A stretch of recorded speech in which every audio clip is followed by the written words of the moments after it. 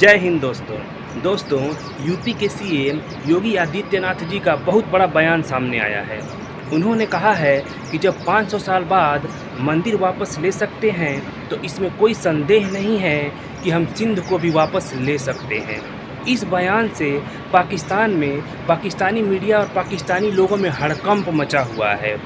दोस्तों, योगी जी हो जाए, मोदी जी हो जाए, अमित शाह जी हो जाए या विदेश मंत्री जयशंकर जी हो जाए, ये लोग बेतुकी बयानबाजी नहीं करते हैं। ये जो भी चीज़ बोलते हैं सोच समझ कर बोलते हैं, इसके पीछे रिसर्च होती है। ये लोग ऐसे नेता नहीं हैं जो कुछ भी बोल दें। ये लोग कुछ बोलते हैं तो इसका ज़रूर कुछ मतलब होता है, बैकग्राउंड में ज़रूर कुछ ना कुछ चल रहा होता है, प्लानिंग चल रही होती है। ये लोग हवा में बातें नहीं करते हैं दोस्तों। इसी को लेकर पाकिस्तानी मीडिया में काफ़ी बवाल मचा हुआ है, तो वीडियो को पूरा देखिए, आपको खुद ही समझ में आ जाएगा। और एक बड़ी खबर आपको बता दें, राष्ट्रीय सिंधी अधिवेशन में सीएम योगी का बड़ा बयान आया है। 500 साल बाद मंदिर वापस लिया गया, इसमें कोई शक नहीं कि सिंध प्रांत भी वापस देंगे, ये सीएम ने कहा। सीएम के बयान के बाद खूब लगे भारत माता की जय के नारे। उन्होंने जो स्टेटमेंट दी योगी आदित्यनाथ ने कि उन्होंने कहा जनाब कि हम जो है वो सिंध जो है उसको भी ले सकते हैं। अच्छा, ये बड़ा क्वेश्चन है। उन्होंने कहा जी हम ये कोई मसला ही नहीं है हम सिंध को ना ले सकें।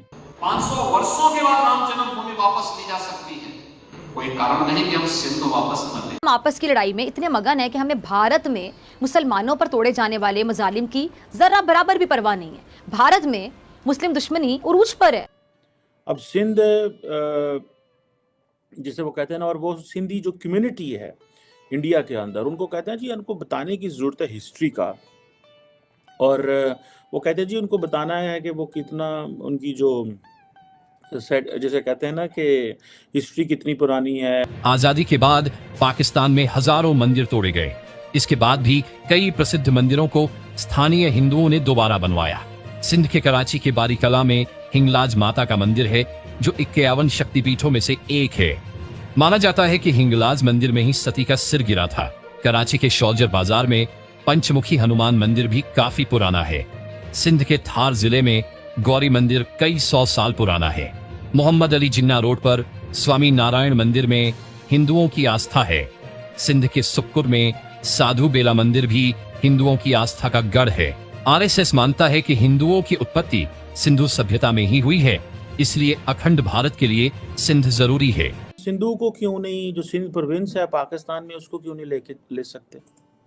That is something very offensive statement.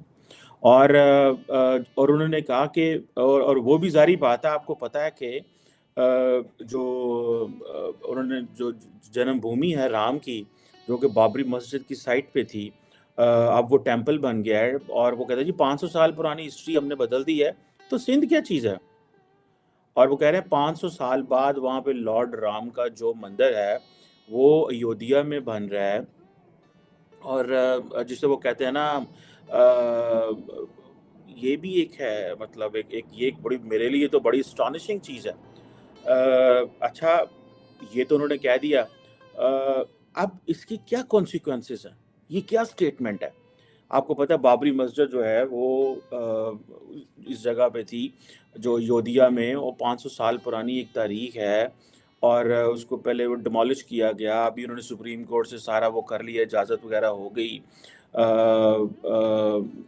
वो कहते हैं जी जो लॉर्ड राम है, जो कि वॉरियर गॉड है इनका, वो कहते हैं जी कि वो अयोध्या में पैदा हुए थे कुछ 7000 साल पहले, और उसके ऊपर मस्जिद बना ली गई थी 16वीं सदी में।